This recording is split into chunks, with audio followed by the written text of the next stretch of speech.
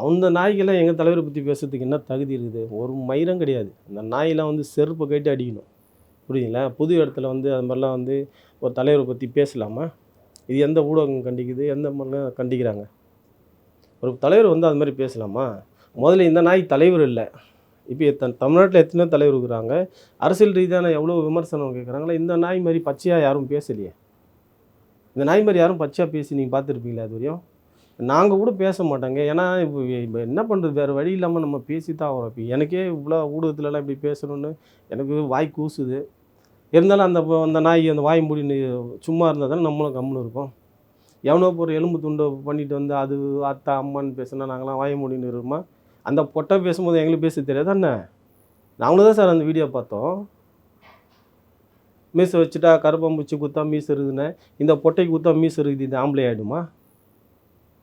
சொல்லுங்க, இந்த பொட்டைக்கு மீசை இருந்தா இது ஆம்பளை ஆயிடுமா? இந்த புறம்போக்கு பத்திலாம் பேசிட்டு நீங்க வேற எதனா கேளுங்க சொல்றேன் நானு. இல்ல அவர் வைக்கிற இன்னொரு வாதம் என்னன்னு பாத்தீங்கன்னா, திருமாவளவன் அவர்கள் தமிழரே கிடையாது. அவர் பறையரே கிடையாது. சீக்கிரமா வந்து ஆமா, ஒருத்த பறையர்னத்துல அவரை இவரு வெளியேற்றிருவோம் இவரு விலகு அப்படின்னு பிடிச்சு பார்த்தாரு அவரு. இவரு விலகு பிடிச்சு பார்த்தாரா? ஏங்க நான் ஒண்ணு சொல்லட்டுமா? எங்க தலைவரோட அப்பா பேரு தொல்காப்பியர். எங்க தலைவரோட அப்பா பேர் தொல்காப்பியர். தொல்காப்பியன் திருமாவளவன் வச்சுக்கிறாரு. இவர் ஏர்போர்ட் மூத்தின்னு வச்சுருந்தாருன்னா, நான் எந்த ஃப்ளைட் வச்சு அப்புறமா நான் எதனா கேட்டுருவேன். இல்லை ஃப்ளைட்டுக்கு பிறந்தானா, இல்லை ஏர்போர்ட் ஓனருக்கு பிறந்தானா?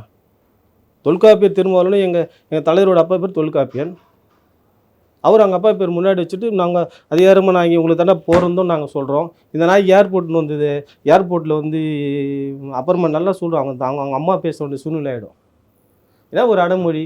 அதாவதுங்க திருட்டு நாய்களுக்கெல்லாம் இந்த அக்யூஸ்டுங்களுக்கெல்லாம் வந்து போலீஸ் தரப்பில் ஒரு அடைமொழி வச்சிரும். அதாவது இந்த பீரோ திருடன், செயின் திருடன் இவங்களுக்கெல்லாம் வந்து போலீஸை பிடிச்சி ஒரு அடையாளத்துக்காக ஒரு அடையாள பேர் வைக்கும். அந்த மாதிரி திருட்டு வகையில் உள்ளே போன திருட்டு புறம்போக்கு இது. இதுக்கு வந்து ஏர்போர்ட்டுன்னு ஒரு அடையாள பேர். வாய் கூசுதுங்க இந்த நாய் திட்டுறதுக்கு. ஏன்னா பூந்தமல்லியில் ஒரு மாவீரர் இருந்தார் மூர்த்தியார்ன்ட்டு. அவர் அந்த பேர் இதில் சம்மந்தப்படுறதுனால என்னால் சத்தியமே பேச முடியல தம்பி.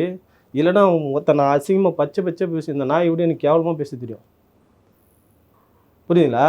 இந்த நாய் வந்து எதை வச்சு இது மாதிரி பேசுதுன்னு நம்மளுக்கு தெரில. நான் கூட கேள்விப்பட்டேன் இந்த நாய் அப்புறம் அந்த இன்னொருத்தன் ஒரு புறம்போக்கு இருக்குது. இதெல்லாம் வந்து பிஜேபிக்கு ஒரு அல்லக்கை வேலை செஞ்சுன்னு இப்போ நாம் தமிழர் கட்சியில் சீட்டுக்கு சுற்றி நிற்கிது இந்த புறம்போக்கு.